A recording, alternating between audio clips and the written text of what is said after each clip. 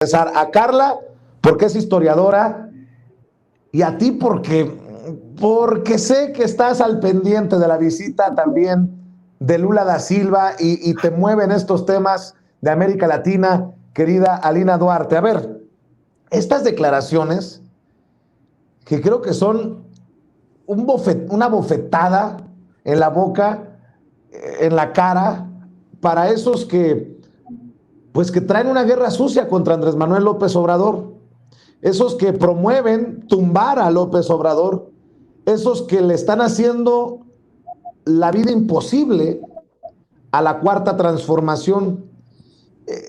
Dice Lula da Silva que a la élite no le gusta ver a la gente de a pie beneficiarse de su propia riqueza, de su propio trabajo.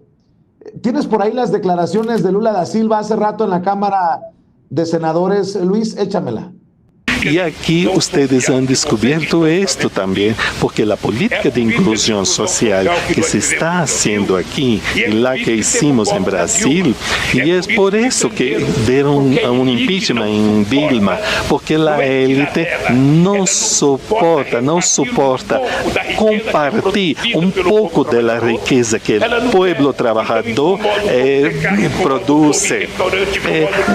Se incomoda de ver el pueblo en el teatro, en el restaurante. ¿Qué hace el pueblo en un avión? Que las sirvientas tengan vacaciones. Se incomoda porque la sirvienta tiene un sueldo fijo, tiene su jornada limitada de trabajo. Entonces, la universidad decía, según su lógica, que la universidad era lugar de ricos, no de pobres, pensaban. Les voy a decir algo, ustedes van a pensar. Brasil se descubrió, digamos, en 1500, la América Española, 1492. Llegó un barco con Cristóbal Colón en República Dominicana. Entonces, en 1554, 62 años después del descubrimiento, Perú ya tenía su primera universidad que tenía hasta hoy, que es la Universidad San Marcos.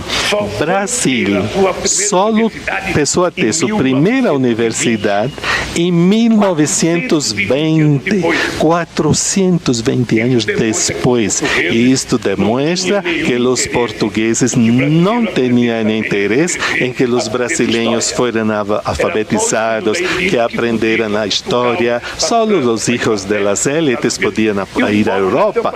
E o pobre que nasceu para ser escravo. E então, por isto, 350 anos tuvimos de esclavitud.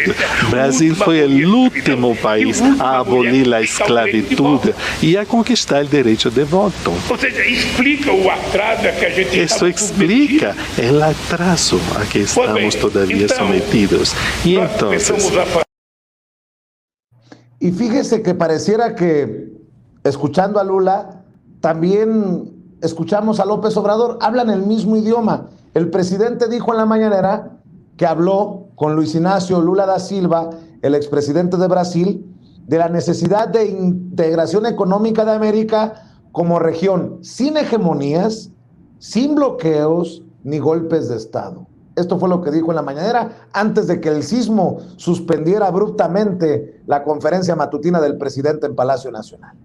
Ser autosuficientes para producir en América lo que consumimos en América, no depender de otras regiones del mundo. Tenemos fuerza de trabajo, tenemos tecnología, muchísimos recursos naturales, un mercado, una capacidad de consumo que es la más importante del mundo si se integrara América. El ingreso per cápita, el ingreso por persona en América es superior al ingreso per cápita en Asia y en Europa. Entonces, ¿por qué no la integración con respeto a nuestras soberanías? Llegar a un acuerdo. Primero, América del Norte. Eso lo estamos planteando. Además, es necesaria la integración, porque de lo contrario, ya lo vimos ayer, en lo productivo y en lo comercial va a seguir aumentando el rezago con relación a Asia y en especial con relación a China. Eso no conviene. Necesitamos mantener los equilibrios. Así como no estamos por guerras comerciales, tampoco podemos quedarnos con los brazos cruzados cuando hay un crecimiento desmedido de una región que se puede convertir en una amenaza. Bueno, mi querida Lina Duarte, Luis Ignacio Lula da Silva en México se reúne con el presidente, da cátedra en el Senado, da cátedra ante diputados. Dame tu opinión de estos conceptos que se manejan desde México literalmente para toda Latinoamérica y con el disgusto seguramente de muchos conservadores, no solamente de México. Claro, está bastante en riesgo en América Latina el próximo 2 de octubre con las elecciones en Brasil. No es cualquier país, se define no solamente lo que ocurre dentro de este país con más de 300 millones de habitantes, sino lo que pasa en la región, en América Latina, pero también en el mundo. Económicamente hablando, si no tengo mal entendido, es la 12ª economía del mundo, pertenece a estos grupos como el BRICS, en donde se encuentran justo Brasil, Rusia, la India, Sudamérica, China, economías bastante poderosas.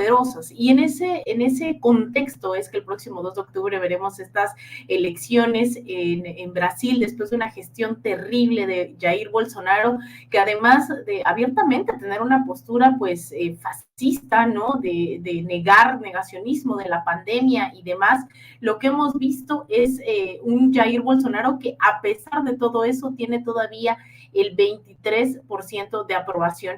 Estamos hablando de que si bien Lula da Silva está rondando en el 50% y definiría la izquierda progresista en la región, lo cierto es que todavía hay una derecha organizada que sigue a alguien como Jair Bolsonaro. En ese contexto, que venga a México no es menor y lo hace además antes de decidir ser oficialmente el candidato. En los próximos días, y lo ha dicho en una entrevista en La Jornada, cuando regrese de México tendrá que decidir si se animará a esta batalla, ¿no?, contra Jair Bolsonaro el próximo mes de octubre, y yo creo que va a ser el candidato. Alguien como Lula ha dejado herencia no solamente su país de origen, sino en toda la región. Lula da Silva, quien fue presidente por 2 mandatos consecutivos, dejó un 80% de aprobación durante su gestión y eso permitió la reelección de alguien como Dilma Rousseff, a quien después le dieron un golpe de Estado. Escuchar a Lula en nuestro país significa también escuchar todo lo que hicieron los medios de comunicación, las grandes oligarquías en su contra, para encarcelarlo, para evitar que regresara al gobierno, para evitar que compitiera contra Jair Bolsonaro, y aún así no lograron detenerlo.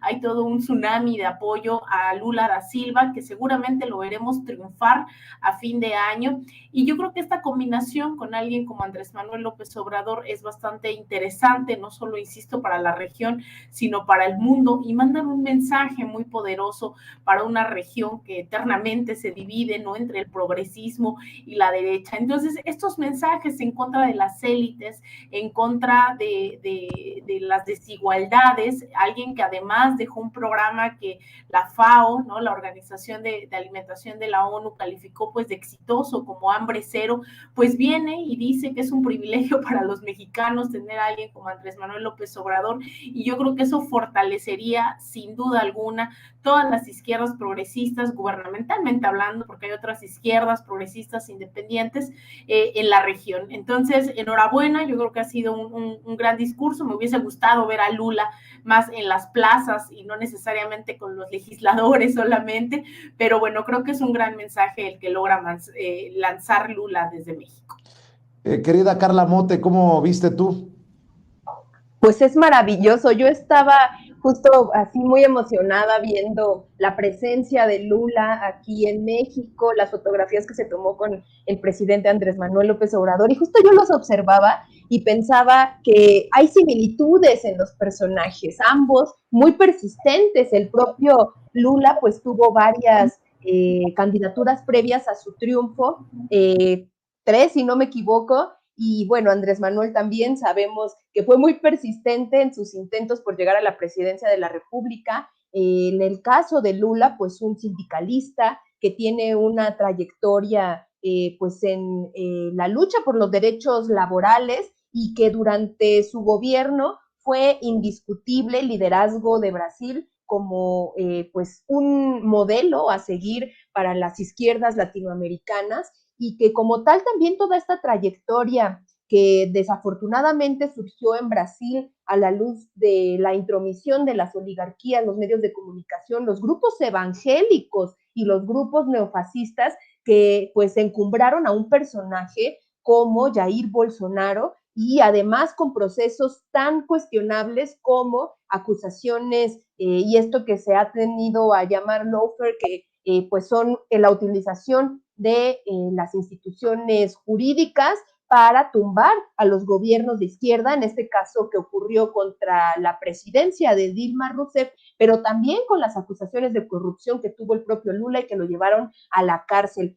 Yo recuerdo esas escenas en donde están miles de trabajadores, miles de sindicalizados, pues tratando de impedir